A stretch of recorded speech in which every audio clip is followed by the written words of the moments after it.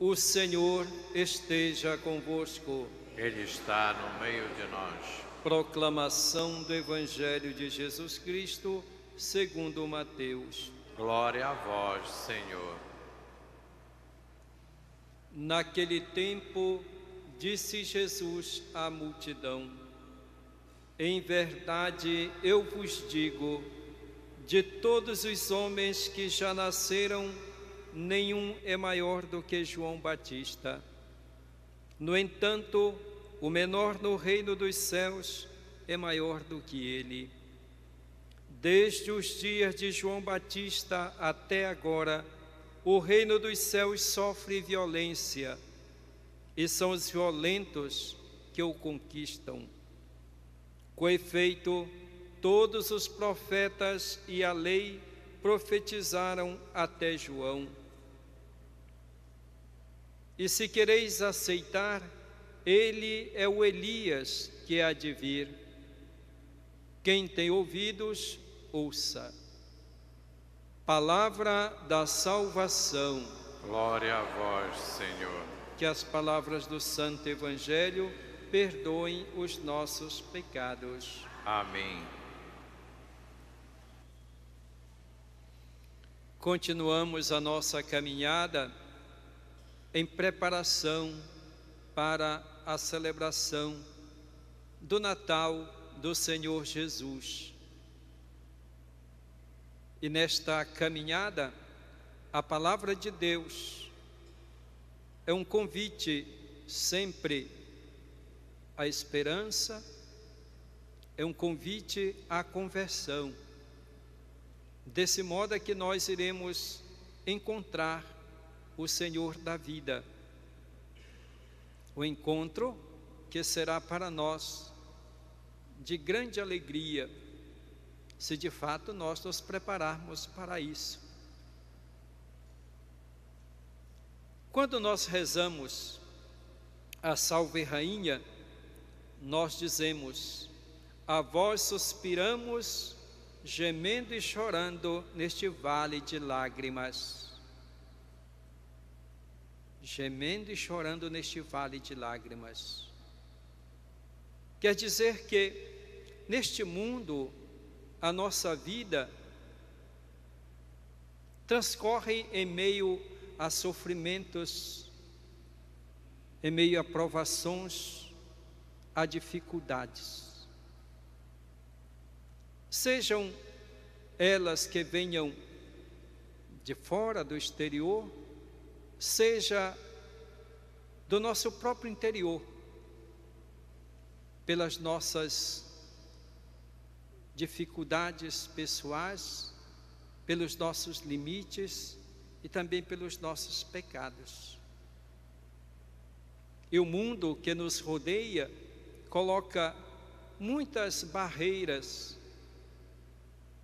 nos coloca diante de tantas situações que nós às vezes ficamos até desanimados.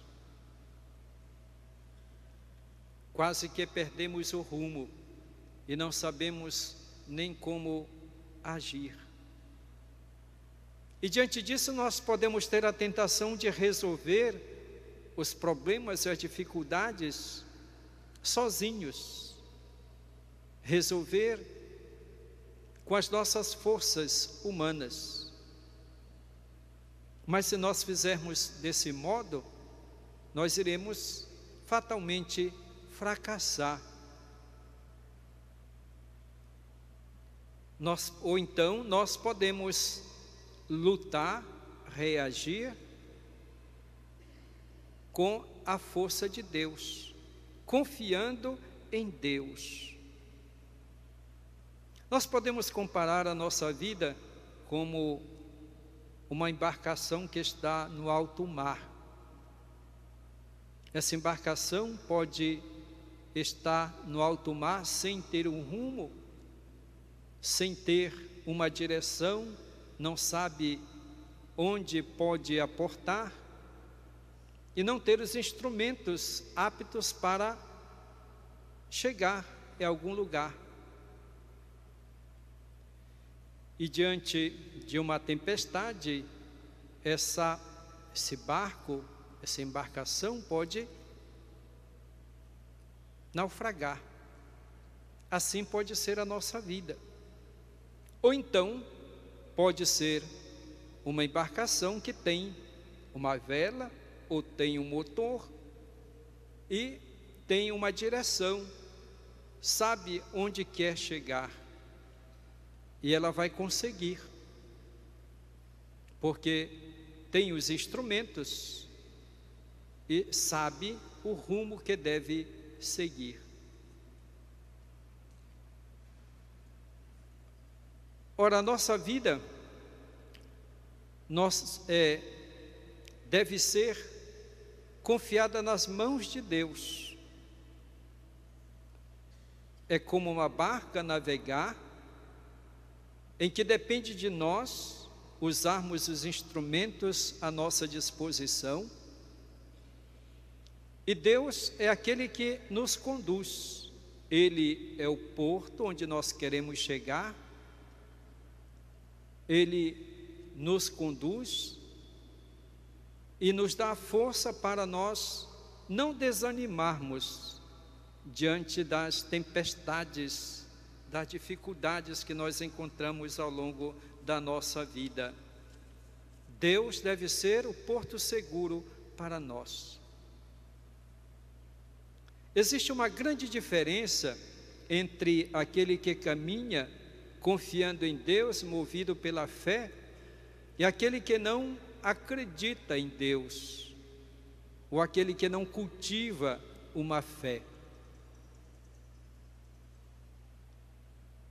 Me impressionou uma vez, eu estava lendo um artigo em que falava de um homem que era jornalista famoso, tinha prestígio, tinha dinheiro, e ele era ateu, e ele achava graça da religião. E um dia ele se sentiu mal, e ele foi ao hospital, e diagnosticaram que ele tinha uma doença muito grave, e ele voltou para casa, e tirou a própria vida, diante de uma provação. Ele não suportou, não foi capaz de reagir, não teve a força para prosseguir, para lutar pela vida.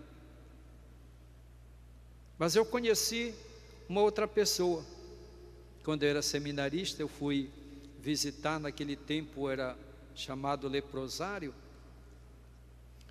e veio falar conosco um homem que se chamava Lúcio. Quando o Papa João Paulo II veio aqui no Brasil e foi visitar o local onde estavam esses nossos irmãos, e ele que falou para o Papa.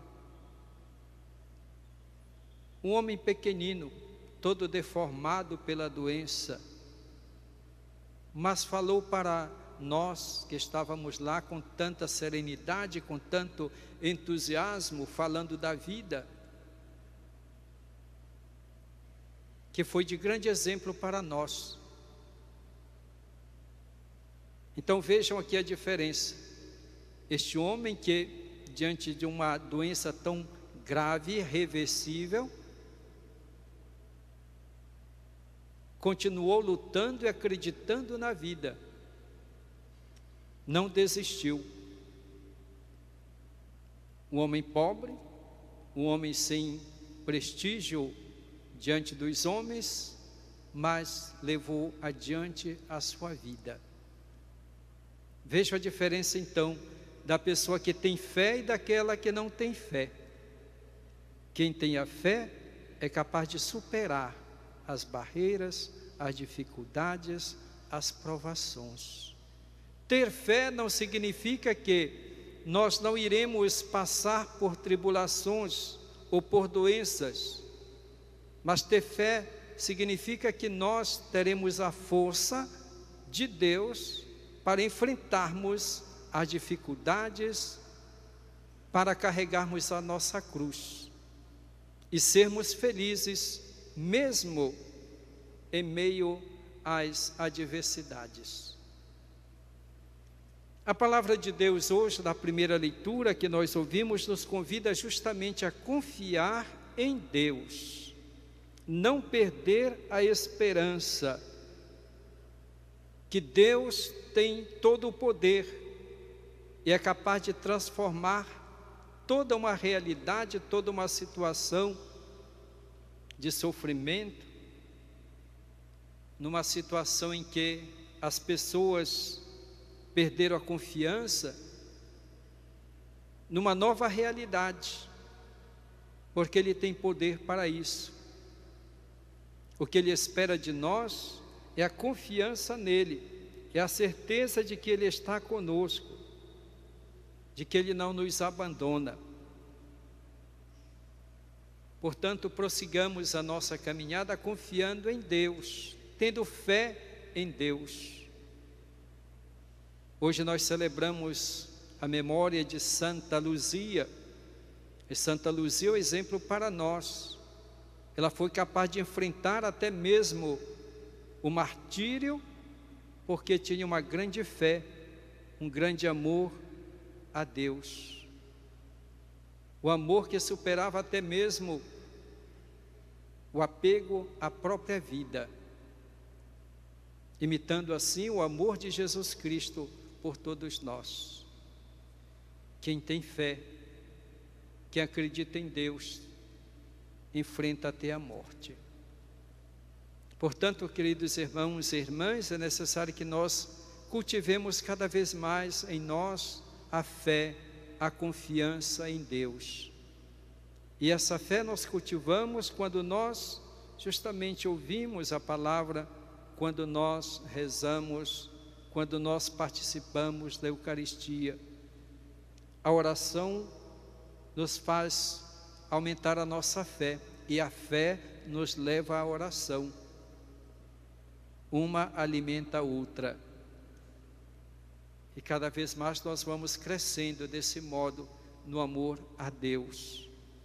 E seremos então capazes de viver realmente como filhos de Deus, confiando nele.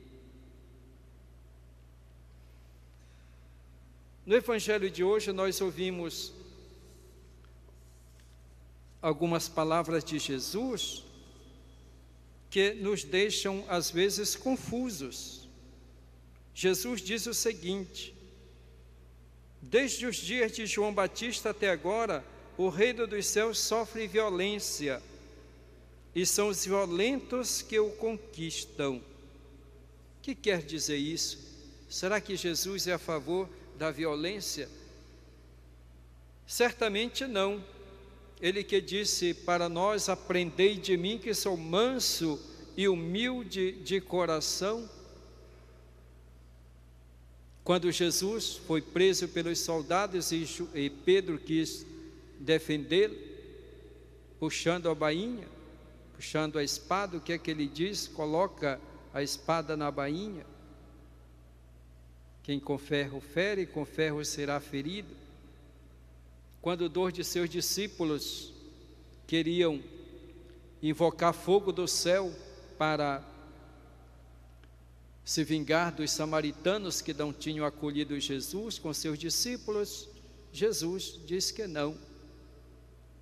Proibiu que agissem daquele modo, com vingança, com violência.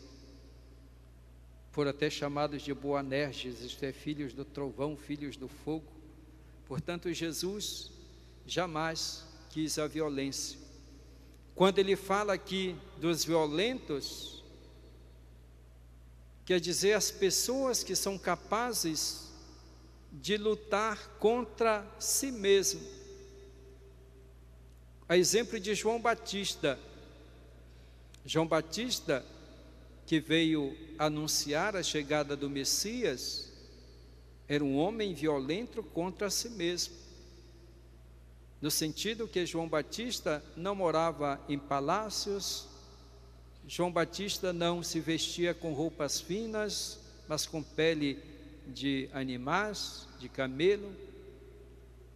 João Batista se alimentava de gafanhotos e mel silvestre, isto é, um homem que era muito severo consigo mesmo, renunciando todas as coisas deste mundo, procurando dominar a si mesmo. É nesse sentido que nós devemos ser violentos, para dominar em nós os instintos pecaminosos, a nossa tendência ao mal, o nosso desejo de querer ser importante, o nosso egoísmo. Ser violento consigo mesmo, ter autodomínio, para não deixar-se levar pelos desejos contrários à vontade de Deus. E devemos todos os dias buscar justamente combater em nós mesmos esses desejos, essas buscas que não convêm a um discípulo de Jesus Cristo.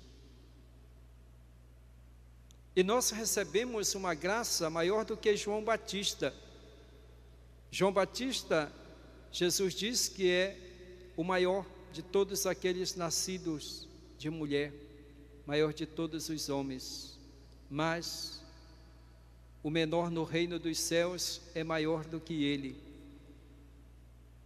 João Batista apontou o Messias, mas ele não foi discípulo do Messias.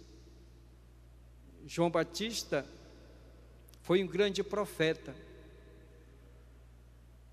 que apontou Jesus Cristo como a realização de todas as profecias do Antigo Testamento. Mas nós recebemos a graça de podermos anunciar e testemunhar Jesus Cristo e fazermos parte deste novo reino que Ele veio anunciar. Essa é a graça que nós recebemos. A graça de estarmos com Cristo, de o recebermos, a graça de sermos seus anunciadores. Esse porque nós devemos então ter consciência desta graça, desta vocação, desta missão que nós recebemos. Somos chamados a com Cristo sermos profetas, sacerdotes e reis.